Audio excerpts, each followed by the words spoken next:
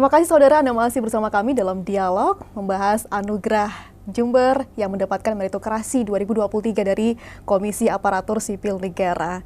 Pak Suko, tadi kita terakhir membahas tentang bagaimana penghargaan ataupun sanksi yang akan diberikan kepada ASN secara objektif dan juga transparan dalam menentukan penilaian itu. Tentunya ada ya Pak ya? Ada ya. Jadi seperti penghargaan tadi itu, bahwa di beberapa OPD seperti RSD Dr. Subandi, kemudian di Dinas Pendidikan, dan ada OPD-OPD lain, itu memberikan penghargaan bagi ASN yang mempunyai prestasi. Dan itu pada kesempatan yang sangat baik ini, itu kapan hari masih belum berdasarkan peraturan bupati. Nah, sekarang peraturan bupatinya itu sedang dalam proses di provinsi itu harmonisasi di Kemenkumham. Nah, sehingga nantinya kalau sudah Perbub itu sudah kita undangkan, maka kita sudah punya dasar yang kuat. Dan di situ juga akan ditentukan nanti bagaimana apa ukurannya, parameternya apa untuk seseorang itu, dan mau diberi penghargaan apa dan sebagainya. Ini bagian daripada meritokrasi itu sendiri, merupakan seperti. Dan kemudian bagi yang melanggar disiplin ya, menurut data kami ini tahun 2021 16 orang, tahun 2022 itu 20 orang, dan tahun 2023 itu adalah 9 orang. Ini adalah merupakan suatu bentuk daripada tindak lanjut kalau umpamanya ASN itu melakukan suatu pelanggaran disiplin. Jadi sehingga kalau umpamanya prestasi kita memberi penghargaan, tetapi kalau umpamanya itu melanggar disiplin ASN itu juga kita memberikan punishment. Tentunya secara objektif dan juga transparan. Ya, itu panjang. Dalam arti kalau memberikan punishment itu panjang. Dalam arti mulai pemeriksaan dari OPD-nya masing-masing ke BKPSDM, inspektorat dan sebagainya, sehingga apa yang kami lakukan objektif. Iya, betul. Dan tentunya ini menjelang tahun politik ini ya Pak Suko. Bagi ASN tentunya ada netralitas yang harus dijaga. Seperti apa untuk mengawasinya? Untuk netralitas ASN itu kami sudah melakukan beberapa kali sosialisasi. Ya, kita juga sinergi kolaborasi dengan OPD yang lain, dengan inspektorat, bagian hukum dan sebagainya. Itu merupakan salah satu agar supaya para ASN itu memahami dan melaksanakan apa yang boleh dan tidak boleh dilakukan. Juga di dalam kesempatan rapat-rapat itu tentang kepegawaian dan sebagainya, itu juga kita sampaikan.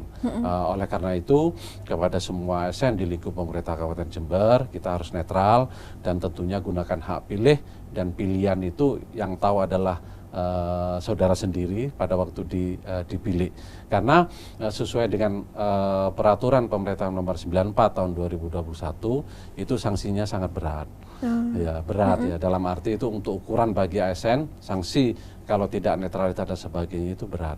Sehingga itu menjadi suatu kewajiban kita bersama-sama saling mengingatkan jangan sampai terjadi kita itu melanggar netralitas. Baik, nah ini Pak Suko dari BKPSDM, selama ini tantangan apa yang paling kerap dialami dalam penerapan sistem ini, Pak Suko?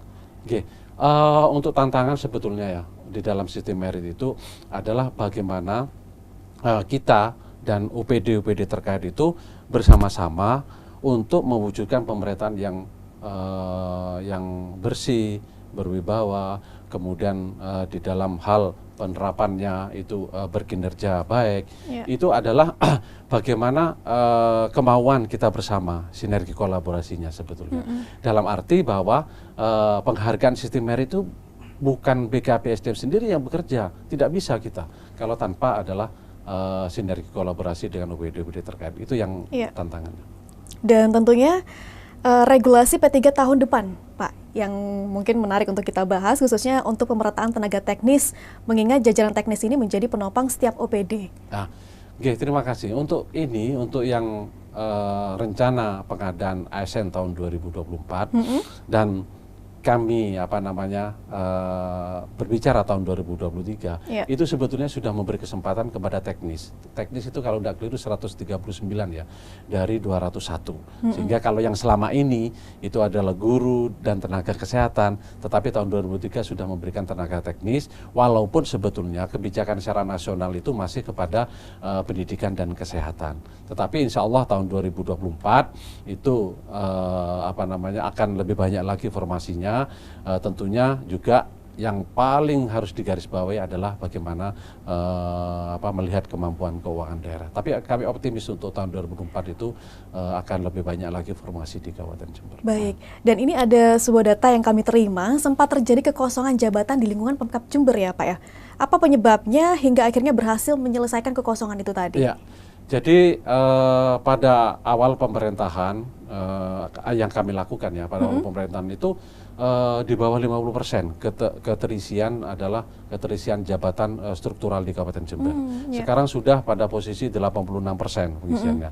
Dan itu sisanya kurang lebih sekitar 74 formasi jabatan itu masih kosong. Salah satunya adalah ketersediaan stok untuk untuk menduduki jabatan itu utamanya di eselon 4 ya, di eselon 4 seperti di kecamatan kemudian di kelurahan.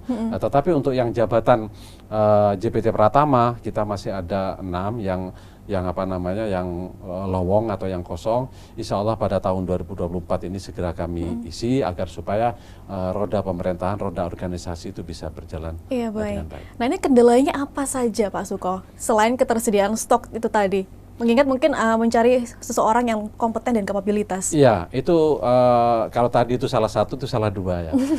Dalam arti bahwa memang kalau dikembalikan kepada sistem merit bahwa kita kan masih bahasa Jawanya memetani ya. Bagaimana kira-kira atau siapa yang bisa ditempatkan di jabatan itu. Sehingga ini kapan hari itu kenapa kok bisa sampai mencapai 86% keterisian? Itu salah satunya adalah kebijakan Pak Bupati untuk dilakukan yaitu ujian dinas dan ujian penyusunan ijazah. Sehingga dengan penyusunan ijazah memberi kesempatan kepada ASN-ASN dia itu diangkat SMA kemudian S1. Nah, setelah S1 dia kan golongan 3A. Itu sudah bisa ditempatkan di kelurahan dan kecamatan. Dan ini tahun 2024 kita sudah punya data itu yang ikut untuk penyucian jasa dan ujian dinas. Dan sekarang sudah terpenuhi 86%, kurang sekian persen untuk bisa full ya Pak ya. Apakah ada kendala ketika ada kekosongan seperti itu? Ya itu tadi sudah saya sampaikan bahwa yang pertama itu memang sumber daya manusianya ya, utamanya yang di eselon 4 itu yang banyak eselon 4 itu, maksudnya yang di kecamatan. Kemudian yang kedua bagaimana dia itu kompetensinya, karena istilahnya paketnya masih belum memenuhi syarat, sehingga kita genjot, salah satu upayanya itu adalah ayo melok ujian penyusunan ijazah.